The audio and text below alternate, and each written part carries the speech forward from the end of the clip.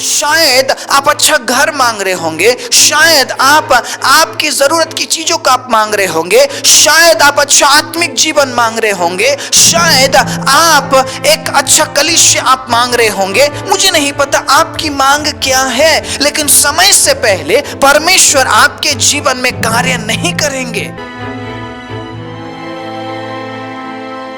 आप सभी को जय मसीह की। प्रभु यीशु मसीह के नाम से मैं आप सभी का स्वागत करता हूं आज के वचन के लिए। परमेश्वर के अजीजों, एक और नए दिन में मैं आप सभी का स्वागत करता हूं परमेश्वर के जीवित वचन के लिए। परमेश्वर का वचन जीवित है, परमेश्वर का वचन प्रबल है, परमेश्वर का वचन सामर्थ्य है। और जब आप इस वचन को अपनाते हुए आप आगे बढ़ते हैं, आप आपके जीवन में परिवर्तन को देखते हैं। मैंने बहुत से लोगों को देखा है, वचन से पहले, ठीक है, वचन के जीवन से पहले वो बिल्कुल अलग थे, लेकिन जब उन्होंने वचन को अपने जीवन में कार्य करने दिया, वचन के अनुसार जब वो चलने लगे, उनका जीवन बदलता गया। आज परमेश्वर में वो बहुत ही अच्छे से आगे बढ़ रहे हैं, प्रभु को वो जान पा रहे हैं। अब देखिए, जो भी है परमेश्वर के वचन से ही है। अगर आप परमेश्वर के बारे में जानना चाहते हैं, यही वचन है। अगर आप परमेश्वर के नजदीक जाना चाहते हैं, यही वचन है। अगर आप परमेश्वर से कुछ पाना चाहते हैं, यही वचन है। वचन को इस्तेमाल करके ही आप हर एक काम को आप कर सकते हैं। परमेश्वर के अजीजों, मसीह जीवन में वचन का महत्व सबसे बढ़कर है। इसलिए अगर आप इस वचन को बस टाइम पास के लिए सुन रहे हैं, तो शायद आज ये वचन आपसे बात ना करे, क्योंकि जो सिर्फ टाइम पास करने के लिए, समय को व्यतीत करने के लिए सुन रहे हैं, उनके लिए परमेश्वर के पास कोई वचन नहीं है। हाँ, लेकिन जो लोग परमेश्वर का अजीज हो, इसलिए सुन रहे हैं कि आज प्रभु मुझसे बात करने जा रहे हैं, एक और दिन प्रभु का वचन मुझसे बात करने जा रहा है। अगर आप इस मनसा से सुन रहे हैं, सुनिएगा, आज कुछ है आपके लिए। Praise the Lord. आज कुछ अनुभव आप करने जा रहे हैं जो कि बिल्कुल अलग अनुभव होगा। जो भी है, मैंने क्या कहा, वचन से है। मैं बोलने वाला बढ़कर नहीं हूं इस वचन से। मैं इस वचन को महिमा दूंगा, क्योंकि ये वचन परमेश्वर का वचन है। परमेश्वर के अजीजों, ये जानने से पहले मैं कौन हूं, आपको इस वचन को जानना पड़ेगा। मुझे आप जाने या ना जाने, इससे फर्क नहीं पड़ता है, लेकिन इस वचन को जानना पड़ेगा। इसीलिए आज मैं आप सभी को निवेदन करता हूं, रिक्वेस्ट करता हूं, प्रार्थना सहित परमेश्वर के वचन को सुनिएगा, क्योंकि ये वचन आपके जिंदगी को परिवर्तन कर सकता है। जिंदगी को जिंदगी देता है परमेश्वर का वचन। हालेलुया। हर हालात को परिवर्तन करता है परमेश्वर का वचन। परमेश्वर के अजीजों, गम को खुशी में बदल सकता है परमेश्वर का वचन। आंसू को हंसी में बदल सकता है परमेश्वर का वचन। परमेश्वर के अजीजों, अंधेरे को रोशनी में बदल सकता है परमेश्वर का वचन। सिर्फ उसने एक बार बोला, उजाला हो, और उजाला हो गया। मेरे चीखने चिल्लाने से आपके जीवन में परिवर्तन नहीं आएगा। आप सुनिएगा इस बात को। मैं कितना चीख कर प्रचार करता हूं, इसमें आपका परिवर्तन नहीं है। आप कितने जल्दी उस वचन को एक्सेप्ट करते हैं और अपने जीवन में लागू करते हैं, परिवर्तन वहां पे है। वचन में सामर्थ्य है, मेरे शब्दों में नहीं। मैं बस कुछ समय के लिए इस्तेमाल किए जाने वाला मैं पात्र हूं। शायद कुछ समय बाद वह पात्र बदल दे। जब मैं कमजोर हो जाऊंगा, मेरी जगह वो किसी और को लेकर आएगा, लेकिन उसका वचन सालों साल प्रचार होता रहेगा। कभी नहीं रुका है और कभी नहीं रुकेगा इस वचन का प्रचार। Praise the Lord. कितने आए कितने गए, लेकिन उसका वचन अभी भी वहीं पे है, अभी भी प्रचार किया जा रहा है और आगे भी प्रचार किया जाएगा। आमीन। Praise the Lord. हालेलुया। मैं आप सभी को उत्साहित करना चाहता हूँ, वचन को इस तरीके से ग्रहण कीजिए ताकि वो वचन आपके उद्धार का कारण बन जाए। बहुत से लोग अपने कानों की खुजली को मिटाते हैं और अलग अलग प्रकार के थंबनेल्स को देखकर वो प्रचार सुनते हैं। शायद ये थंबनेल मेरे लिए अच्छा होगा, ये थंबनेल मेरे लिए अच्छा होगा, यहाँ पे शायद मुझे कुछ एक्स्ट्रा मिलेगा। कुछ एक्स्ट्रा ज्ञान लेकर आप कुछ नहीं कर सकते हैं। प्रभु बात करना चाहिए, परमेश्वर आपसे बात करना चाहिए, परमेश्वर आपसे बोलना चाहिए। किसी भी प्रचार को आप सुनने से पहले आप प्रार्थना कीजिए, प्रभु इस प्रचार को सुनने से मेरे जीवन में परिवर्तन आए। अगर कानों की खुजली हम मिटाते रहे, जीवन में परिवर्तन कभी नहीं आएगा। क्योंकि पूरी जिंदगी सुनने के बावजूद भी परमेश्वर के अजीज हो, आपको ऐसा नहीं लगेगा कि मैंने सुन लिया या मैंने सीख लिया। आपको ऐसा लगेगा कि मुझे और सुनना चाहिए, मुझे और सुनना चाहिए। लेकिन परिवर्तन उस समय भी नहीं होगा, क्योंकि आप सिर्फ आपके कानों की खुजली को मिटाने के लिए सुनते हैं या सुन रहे थे। अगर आप इसलिए सुनते कि मेरे जीवन में परिवर्तन आ जाए, तो आप थंबनेल्स को नहीं देखते। जैसे ही वचन आपको मिलता, आप प्रार्थना करते और कहते कि प्रभु यही मौका है, यही समय है, मुझसे बात कीजिए। शायद कल कुछ और है प्रभु, शायद कल मुझे मौका मिले या ना मिले। अगर आज मुझे मौका मिला है इस वचन को सुनने का, प्रभु आप मेरे जीवन में काम कीजिए। मैं आपको बताऊं परमेश्वर का अजीज हो, परमेश्वर इतना सामर्थी है ना, परमेश्वर इतना सामर्थी है, वो किसी भी तरीके से किसी भी जगह में परमेश्वर का अजीज हो आपके जीवन में काम कर सकते हैं। आप डिसाइड नहीं कर सकते हैं कि प्रभु उस जगह में उस तरीके से आप मेरे जीवन में काम कीजिए। वो परमेश्वर के हाथों में आप छोड़ दीजिए। परमेश्वर कहीं भी, परमेश्वर किसी भी तरीके से आपके जीवन में काम कर सकते, किसी भी समय में। बस आपको तैयार होना है। Be ready. आप तैयार रहिए। परमेश्वर कभी भी आपके जीवन में काम कर सकते हैं। बस अपने कानों के खुजली को मिटाने के लिए वचन नहीं सुनना है। इन दिनों में लोग वचन सुनते और कहते हैं नहीं जी, शायद ये वचन मेरे लिए नहीं है। तो वचन किसके लिए है फिर? अगर 1000 लोग बैठे हुए हैं कलीसिया के अंदर, या ये वचन अगर 1000 लोगों तक पहुंचता है, या 2000, 10,000, 20,000, 1 लाख, 2 लाख, 3 लाख लोगों तक पहुंचता है, तो क्या आप ये बोल सकते हैं नहीं ये वचन मेरे लिए नहीं है?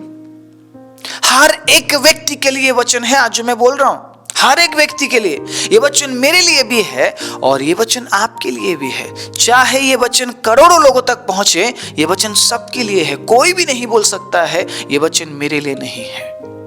बस ग्रहण करने वाले की मनसा सही होनी चाहिए, सुनने वाले की मनसा सही होनी चाहिए।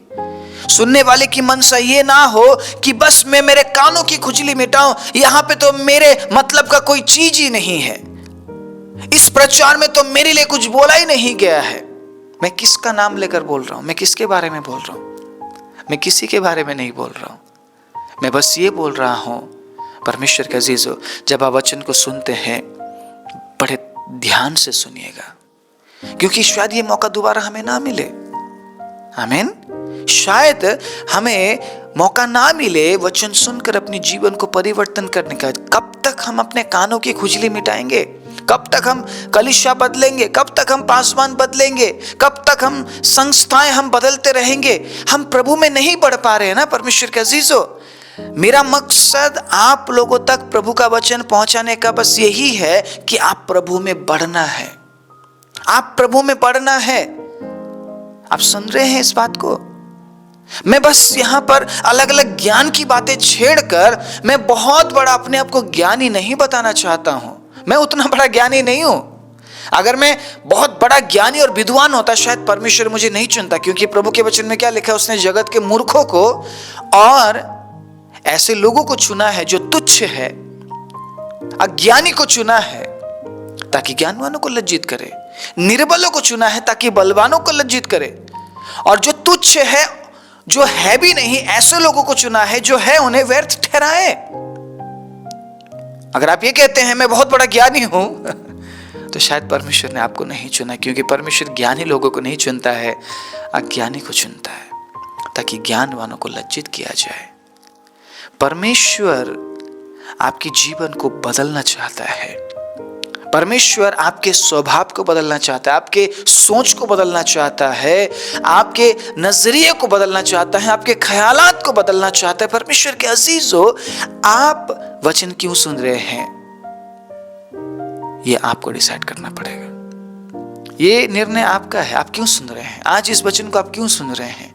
क्यों सुबह के समय में इस वचन को आप सुन रहे हैं? क्यों शाम के समय में इस वचन को आप सुन रहे हैं? क्यों सुन रहे हैं? आप क्यों सुन रहे हैं? क्लियर कीजिए इस बात को पहले। मैंने इस प्रचार को रिकॉर्ड कर दिया, मैंने पब्लिश कर दिया, आप क्यों सुन रहे हैं? मेरा मकसद मैंने आपको बता दिया कि आप परमेश्वर के नजदीक आए, आप परमेश्वर को और गहराई से जाने, आप प्रभु में बढ़ सके। मेरा मकसद यही है। आपका मकसद क्या है सुनने के लिए? क्यों सुन रहे हैं आप? क्यों समय दे रहे हैं इस वचन को सुनने के लिए?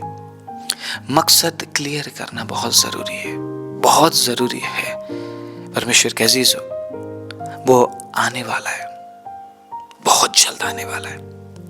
अब हमें हमारा जो मकसद है ना, उसको बिल्कुल क्लियर करना पड़ेगा, साफ करना पड़ेगा, ताकि हम प्रभु में बढ़ते जाएं। आज मैं एक छोटे से वचन को लेकर आप सभी के बीच में आया हूं। एक छोटे से आयत के साथ मैं आप सभी को उत्साहित करना चाहता हूं। हम निकालेंगे भजन संहिता 27 अध्याय उसके 14वीं आयत को। कुछ इस प्रकार लिखा है, यहोवा की बाट जोहता रहे, हिया बांध और तेरा हृदय दृढ़ रहे। हाँ, यहोवा ही की बाट जोहता रहे। इस वचन को पढ़ने के बाद मुझे ऐसा लगा कि यह वचन आपके साथ शेयर करना चाहिए। इसमें जो भी लिखा है उसके बारे में थोड़ा सा आपके साथ बांटना चाहिए, मुझे ऐसा लगा। इसीलिए आज इस आयत को मैं आपके बीच में लेकर आया हूं। बहुत बड़ा प्रचार, बहुत सारे पॉइंट्स या एक टॉपिक के साथ शायद मैं आज आपके बीच में नहीं आया हूं, लेकिन जो मैं बताने जा रहा हूं बहुत ज्यादा इंपॉर्टेंट है।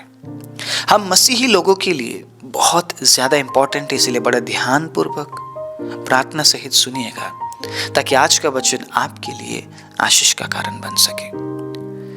यहां पे बात किया जा रहा है इंतजार करने के बारे में। ठीक है, शायद आप 1 साल से प्रार्थना कर रहे होंगे, 2 साल से प्रार्थना कर रहे होंगे, 3 साल से प्रार्थना कर रहे होंगे।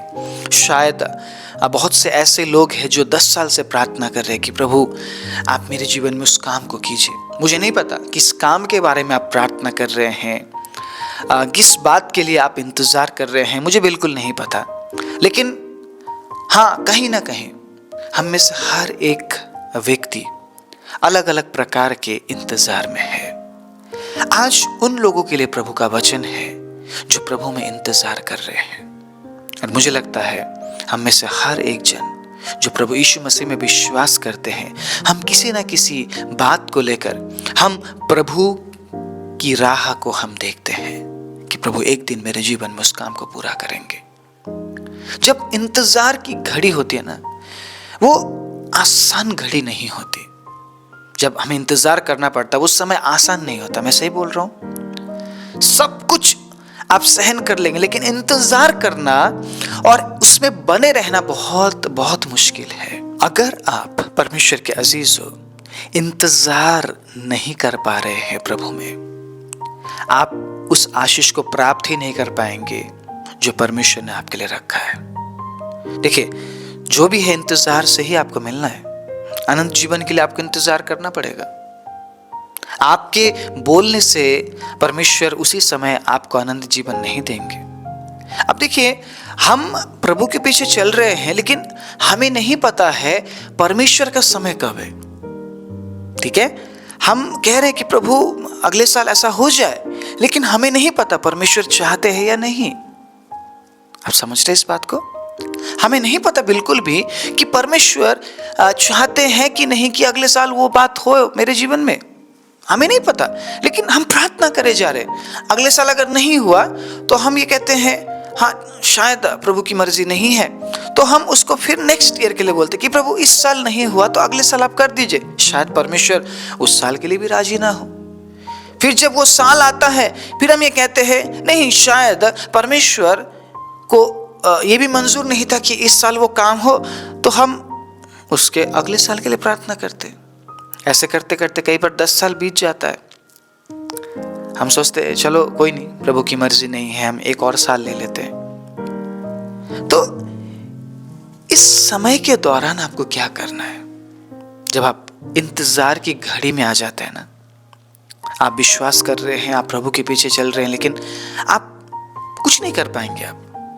आप अपना 100% दे सकते हैं, आप सच्चाई के राहों पर आप चल सकते हैं, वचन के अनुसार आप चल सकते हैं, आत्मिक जीवन जीते हुए आप आगे बढ़ सकते हैं। उससे ज्यादा आप कुछ भी नहीं कर पाएंगे। आपको इंतजार करना ही है। हर एक व्यक्ति के लिए अलग अलग समय ठहराया गया है। अगर अब्राहम ये कहता कि प्रभु आपने तो बोला था मुझे आप संतान देंगे, प्रभु उन वायदों के अनुसार मैं अगर आपके पीछे चला हूं, तो प्रभु आपको दे देना चाहिए था। आपने इतना साल क्यों लिया? आपने क्यों इंतजार किया कि मैं 100 साल का हो जाऊं, उसके बाद आप मुझे इसहाक दें? पूछने वाली बात थी ना। क्या अब्राहम ने पूछा? आपको क्या लगता है अब्राहम क्यों दोस्त बन गया? क्यों दोस्त बन गया? क्योंकि अब्राहम जानता था मुझे इंतजार करना पड़ेगा, और अब्राहम ने इंतजार किया। आमीन। वो उदाहरण बन गया, वो दोस्त बन गया। फिर भी उसने कभी परमेश्वर से सवाल नहीं किया। क्यों? क्योंकि वो इंतजार करता रहा, बाट जोता रहा। कभी ऐसा नहीं हुआ कि प्रभु मैं वापस चला जाता हूं। आप झूठे हैं प्रभु, आप तो झूठ बोलते हैं। आपने जो बोला उसमें से एक भी काम मेरे जीवन में आप नहीं किया। आप तो झूठे हैं प्रभु, मैं चला जाता हूं वापस, मैं जहां से आया हूं मैं वहीं जा रहा हूं, मैं नहीं चल रहा आपके साथ। क्या वो वापस गया? क्या उसने परमेश्वर को देखा था? क्या वो जानता था परमेश्वर को? क्या आपने परमेश्वर को देखा है? मैं आज पूछना चाहता हूं आपसे। बहुत से लोग कहते हैं कि प्रभु मुझे दर्शन दिखा दे, प्रभु मुझे दिखा दे, प्रभु मैं तेरे चेहरे को देखना चाहता हूं। बहुत से लोग अलग अलग भेष में यीशु मसीह को दर्शन में देख भी लेते और उसी में खुश भी हो जाते हो। लेकिन क्या आप इंतजार कर पाएंगे? वहीं पे लोग फेल हो जाते हैं। बहुत से लोग इंतजार नहीं कर पाते परमेश्वर के अजीजों, और वापस चले जाते हैं। शुरुआत में बहुत बड़ी बड़ी बातें बोलते, मैंने ये देखा, मैंने यीशु मसीह को ऐसे देखा, यीशु मसीह को मैंने ऐसे देखा, मैंने हाथ देखे, मैंने बाल देखे, मैंने फेस देखा। बहुत सारी बातें हैं, बहुत सारी बातें बोलते, मैंने दर्शन देखा, प्रभु मुझसे बात कर रहे थे। लेकिन कुछ साल बाद वो व्यक्ति वहां पर दिखता नहीं है जहां पे खड़े होकर वो बहुत बड़ी बड़ी बातें बोल रहा था, क्योंकि इंतजार करने में फेल हो गया। वो परमेश्वर जांच करता है तो इंतजार के जरिए ही करता है। वो आपको इंतजार कराएगा, वो आपको कहेगा वेट कर सकता है तो कर सकता है तो वेट। क्या हम अब्राहम की तरह विश्वास के साथ उसके पीछे चल सकते हैं? इन दिनों में लोग चिन्ह और चमत्कार ढूंढते हैं। कलीसिया में जाइए आप, लोगों को इंतजार करना नहीं सिखाया जाता, लोगों को सिखाया जाता है साइंस एंड वंडर्स में आप आगे बढ़ो, चिन्ह और चमत्कार देखो और दिखाओ। क्योंकि चिन्ह और चमत्कार दिखाने से लोगों को ऐसा लगता है कि परमेश्वर उनके साथ है। तो अब्राहम क्यों चला फिर विश्वास के साथ उसके पीछे? क्यों विश्वास करता हुआ इंतजार करता रहा? क्यों इंतजार करता रहा अब्राहम बोल सकता था कि प्रभु आज और अभी दे देना मुझे, क्यों नहीं दे रहा प्रभु? क्यों मुझे तड़पा रहा है प्रभु? क्योंकि अब्राहम को अब बाकी लोग भी अब ताना मारने लगे थे। अब्राहम की बीवी अब्राहम को ताना मारने लगी थी। कब तक इंतजार करेगा? कौन है तेरा परमेश्वर? हमने तो देखा भी नहीं है, किसके पीछे चल रहा है? छोड़ दे उसे, छोड़ दे और वो कर जो तू कर सकता है। अब हमें कुछ करना पड़ेगा, हमें संतान चाहिए और हमें कुछ करना पड़ेगा। और अब्राहम के बीवी के कहने पर देखिएगा वहां पे क्या हुआ। लेकिन अब्राहम जानता था वो परमेश्वर की तरफ से नहीं है। अगर आप इंतजार ना करते हुए अपने तरफ से कुछ करने की कोशिश भी कर ले, परमेश्वर के अजीज हो, आप उस आशीष को प्राप्त नहीं कर पाएंगे जो परमेश्वर देना चाहता है, क्योंकि परमेश्वर का अपना समय है। मैं कभी भी चिन्ह और चमत्कार भविष्यवाणी के मैं खिलाफ नहीं हूं, लेकिन मैं इस वचन को भी तो मैं छोड़ नहीं सकता। परमेश्वर के वचन में क्या लिखा है? इंतजार कर सकता है क्या? मैं इस वचन को कैसे छोड़ दूं? जो परमेश्वर की बाट जोते हैं वो नया बल प्राप्त करेंगे, मैं इसे कैसे छोड़ दूं? मैं क्यों लोगों को हमेशा ये सिखाऊं कि तुम जल्दबाजी का रास्ता अपना लो, चिन्ह और चमत्कार मांगो प्रभु से, और जैसे ही तुम चिन्ह और चमत्कार देखते हो तुम उछलना कूदना, तुम थोड़ी देर के लिए तुम हा हा ही करना और उसके बाद तुम ठंडे पड़ जाना। ये तो मैं नहीं सिखा सकता हूं ना लोगों को। आपको क्या लगता है ऐसा कुछ सिखाना चाहिए? आपको क्या लगता है ऐसा कुछ बोलना चाहिए, या मुझे इंतजार के बारे में बोलना चाहिए? समय से पहले परमेश्वर आपके जीवन में कभी काम नहीं करेंगे। सुनिए इस बात को, समय से पहले परमेश्वर के अजीजों, परमेश्वर आपके जीवन में कभी काम नहीं करेंगे। इसीलिए उस समय तक प्रभु में बने रहना बहुत जरूरी है। शायद आप नौकरी मांग रहे होंगे, शायद आप बच्चे मांग रहे होंगे, शायद आप अच्छा घर मांग रहे होंगे, शायद आप आपकी जरूरत की चीजों को आप मांग रहे होंगे, शायद आप अच्छा आत्मिक जीवन मांग रहे होंगे, शायद आप एक अच्छा कलीसिया आप मांग रहे होंगे। मुझे नहीं पता आपकी मांग क्या है, लेकिन समय से पहले परमेश्वर आपके जीवन में कार्य नहीं करेंगे। अब्राहम के साथ जो वायदा परमेश्वर ने किया उसके अनुसार परमेश्वर अब्राहम को आशीष दे सकता था, लेकिन अब्राहम को परमेश्वर ने आशीष नहीं दिया।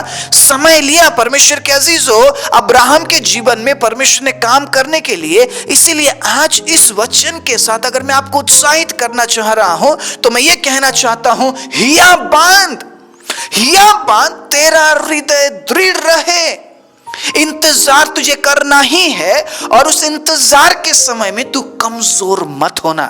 ये मैं बोलना चाह रहा हूं। आज आपको हिया बांधना पड़ेगा, आपको हौसला रखना पड़ेगा। हौसला रख और विश्वास कर और उस आशा में आगे बढ़ कि एक दिन प्रभु मेरे जीवन में काम करेंगे। अगर अब्राहम विश्वास का एग्जाम्पल बन गया तो ऐसे ही नहीं बना, उसने इंतजार किया।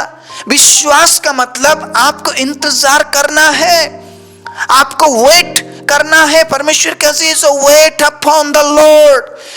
आप अगर लोगों का इंतजार करते हैं, समय का इंतजार करते हैं, संसार का इंतजार करते हैं तो आप कमजोर होते जाएंगे, आप दुर्बल होते जाएंगे, आप होपलेस होते जाएंगे, आपका आशा टूटता जाएगा, आपका विश्वास खत्म होता जाएगा, भरोसा टूटता जाएगा। लेकिन जब आप प्रभु में इंतजार करते हैं, आप नया बल प्राप्त करते हैं, आप और विश्वास से भर जाते हैं, आप भरोसे से भर जाते हैं, एक नई आशा आपके जीवन में आती है और आप प्रभु में बढ़ने लगते हैं। यह है प्रभु में इंतजार करना और लोगों के लिए और संसार के लिए इंतजार करने में फर्क। आप समझे इस बात को?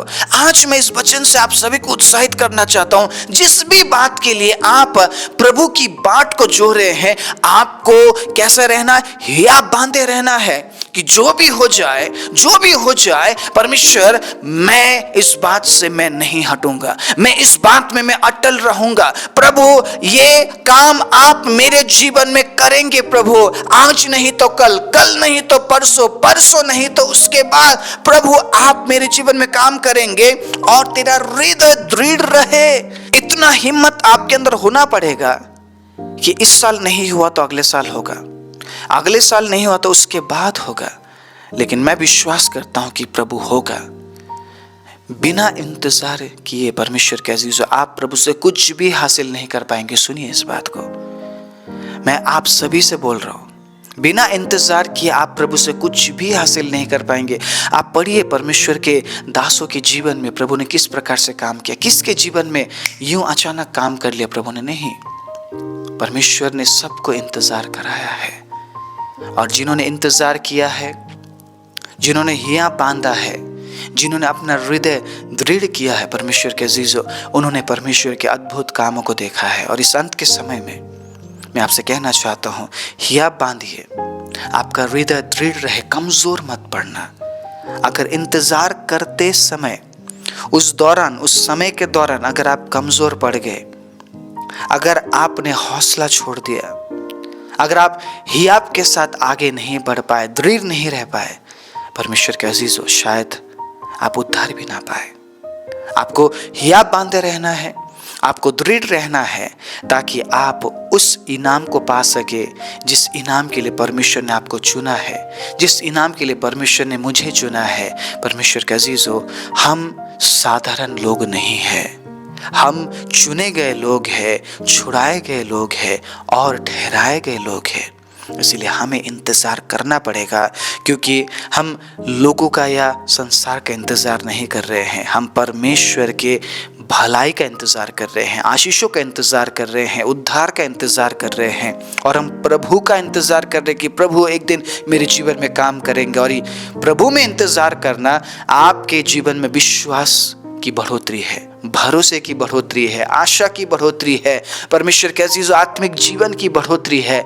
इसीलिए अपने आप को मजबूत बनाइए, हियाब बांधकर आपके हृदय को आप दृढ़ कर लीजिए, ताकि उस आशीष को आप प्राप्त कर सके जो प्रभु आपको देने पर है।